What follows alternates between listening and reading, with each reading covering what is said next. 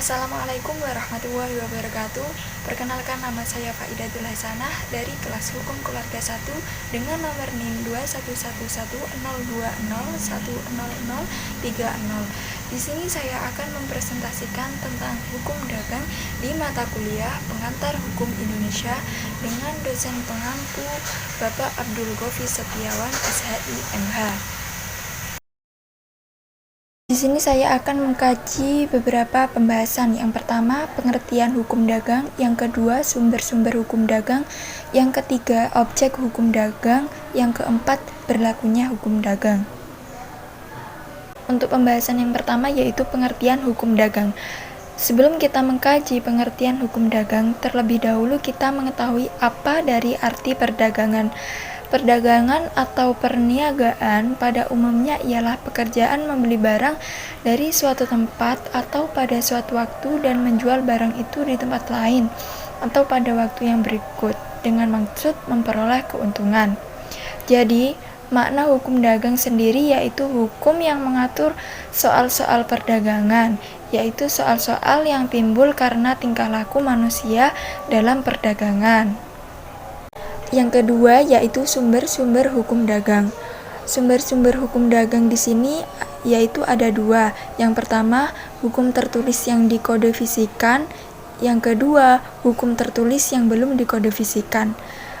Hukum tertulis yang dikodefisikan yaitu KUH Perdata, khususnya buku 3 perihal perikatan, Kitab Undang-Undang Hukum Dagang, peraturan di bidang perdagangan di luar KUHD, atau koperasi, paten, merek, perum, perjan, persero, perusahaan, negara, dan lain-lain.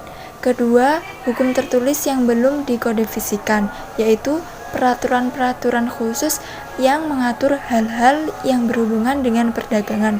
Selanjutnya, KUHD terdiri dari dua buku, yaitu satu, buku tentang perdagangan, yang kedua buku 2 tentang hukum laut atau hukum maritim.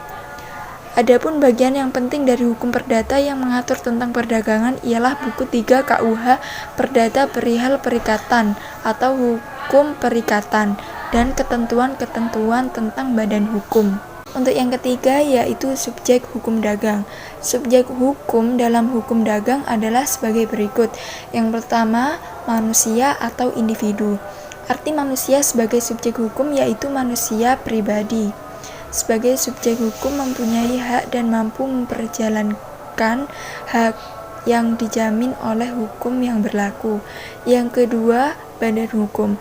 Badan hukum merupakan kumpulan manusia pribadi atau kumpulan badan hukum seperti perusahaan terbatas, koperasi sesuai Undang-Undang Nomor 25 Tahun 1992 dan lain-lain. Pada awalnya KUH Dagang sebelum 1 Januari tahun 1935 berlaku secara objektif dan subjektif bagi pedagang. Pedagang secara objektif diartikan sebagai kegiatan membeli barang dan menjual kembali. Sedangkan pedagang secara subjektif yaitu siapa saja yang melakukan tindakan perdagangan sebagai pekerjaan sehari-hari. Setelah tanggal 1 Januari 1935 terjadi perubahan istilah pedagang menjadi perusahaan, yaitu tindakan yang terus-menerus untuk mencari keuntungan. Dengan demikian, hukum dagang ini berlakunya adalah bagi mereka yang menjalankan usaha, yaitu yang disebut pengusaha atau pelaku usaha. Mungkin itu saja yang bisa saya sampaikan, kurang lebihnya mohon maaf. Sekian, terima kasih. Wassalamualaikum warahmatullahi wabarakatuh.